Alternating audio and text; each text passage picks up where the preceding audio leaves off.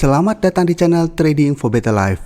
Seperti biasa, pada hari Minggu ini saya akan coba men-screening beberapa saham yang bisa teman-teman masukkan ke watchlist karena masih ada potensi untuk bergerak naik minggu depan.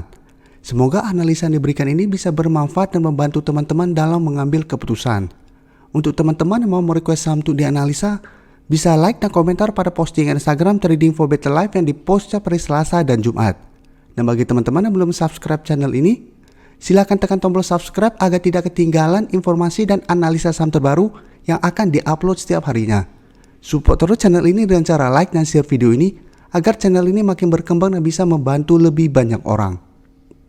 Saham pertama akan saya analisa hari ini adalah saham Adro. Saham Adro hari Jumat kemarin ditutup turun 2% lebih ke harga 1265.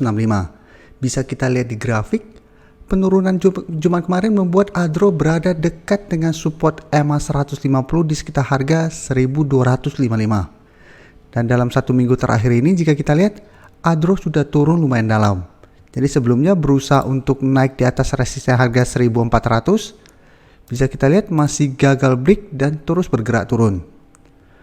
Untuk garis MACD pun bisa kita lihat saat ini sudah mulai mengarah ke bawah. Dan dari data broker summary, jika kita lihat penurunan 2% ini masih disertai distribusi dengan jumlah besar. Asing pun dalam 2 minggu terakhir ini terus melakukan distribusi dengan jumlah besar pada saham Adro.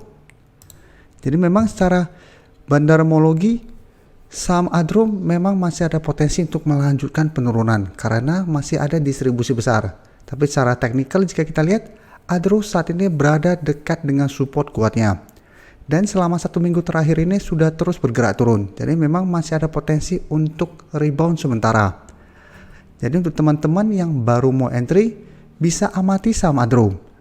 Apabila dalam satu minggu ke depan Adro berhasil bertahan di atas garis EMA 150 dan berhasil rebound, teman-teman bisa trading jangka pendek atau bisa hold terus selama masih bertahan di atas garis EMA 150. Tapi teman-teman harus hati-hati apabila saat mendekati garis EMA 150 terbentuk candle hijau, tapi adanya distribusi atau distribusi plus candlenya masih berada di bawah garis EMA 50. Untuk saat ini garis EMA 50 di harga 1285. Jadi saat ini memang garis EMA 50 belum terkonfirmasi break. Tapi apabila dalam satu minggu ke depan garis EMA candle sudah berada di bawah garis EMA 50, maka garis EMA 50 akan berubah menjadi resisten. Jadi walaupun berhasil rebound dari garis EMA 150, hati-hati bisa saja pada saat mendekati garis EMA 50, Adro mulai bergerak turun kembali. Jadi teman-teman walaupun berhasil membeli saham Adro, harus lihat juga broker summary-nya apabila masih ada distribusi besar, hati-hati bisa saja rebound ini hanya rebound sementara. Jadi manfaatkan kesempatan ini untuk trading jangka pendek. Dan apabila dalam satu minggu ke depan ternyata garis EMA 150 terlewati, maka Adro akan lanjut downtrendnya. Dengan support berikutnya jika kita lihat berada di sekitar harga 1200. Jadi apabila garis EMA 150 gagal menahan penurunan dari saham Adro, Adro berpotensi untuk lanjut turun menuju harga 1200. Selanjutnya saya akan menganalisa saham Antam. Saham Antam hari Jumat kemarin ditutup naik 0,44% ke harga 2280. Bisa kita lihat di grafik, saat ini Antam masih bertahan di atas support kuat ini, yaitu support kuat EMA 150. Yang saat ini jika kita lihat berada di harga 2260. 2 minggu lalu, Antam juga sempat menyentuh garis EMA 150 dan masih berhasil rebound. Tapi bisa kita lihat, selalu saya jelaskan, apabila sebuah saham sudah turun di bawah garis EMA 50, walaupun secara tren jangka menengah dia masih oke karena bertahan di atas garis EMA 150, tapi garis EMA 50 akan berubah menjadi resisten yang harus ditembus saham itu. Antam berhasil rebound dari garis EMA 150, tapi mendekati garis EMA 50 bisa kita lihat masih gagal break dan mulai turun kembali mengetes support di EMA 150. Jadi karena saat ini sudah berada di antara garis EMA 50 dan 150, selalu saya jelaskan, dengan kondisi seperti ini lebih enak untuk di swing trade. Jadi beli di sekitar garis EMA 150 apabila berhasil rebound, take profit apabila terlihat masih gagal naik menembus garis EMA 50. Atau selalu saya jelaskan juga apabila memang mau hold terus selama masih bertahan di atas garis EMA 150, itu juga masih oke. Dan dari data broker summary jika kita lihat kenaikan ini juga disertai distribusi. Sedangkan asing dalam 1 minggu terakhir ini terlihat masih melakukan akumulasi pada saham Antam. Jadi saham Antam juga masih menarik untuk kita amati dan masih bisa swing trade apabila hari Senin depan Antam masih melanjutkan kenaikan. Jadi apabila hari Senin depan terlihat Antam masih bisa bertahan di atas garis EMA 150, bisa kita manfaatkan untuk swing trade dan take profit apabila terlihat masih gagal naik di atas garis EMA 50 yang saat ini di harga 2430. Atau teman-teman mau jadiin target resisten di harga 2400 juga masih oke.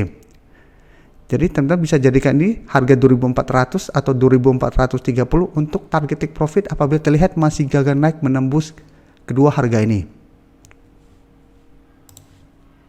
Berikutnya saya akan menganalisa saham Harum. Saham Harum hari Jumat kemarin ditutup naik 1% lebih ke harga 4.910.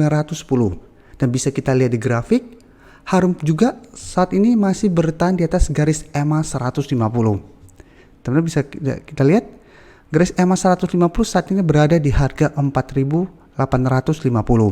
Tapi bedanya dengan saham Antam, Antam saat ini sudah 2 kali menyentuh garis EMA 150 dan masih bisa berhasil rebound.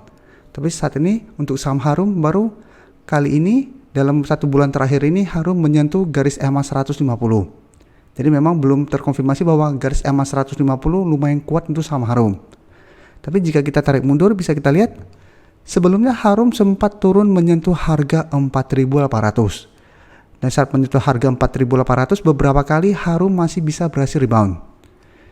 Jadi harga 4.800 lumayan kuat, merupakan support yang lumayan kuat untuk saham Harum saat ini. Jadi kemarin juga Harum sempat turun menyentuh harga 4.800 dan masih bisa bertahan.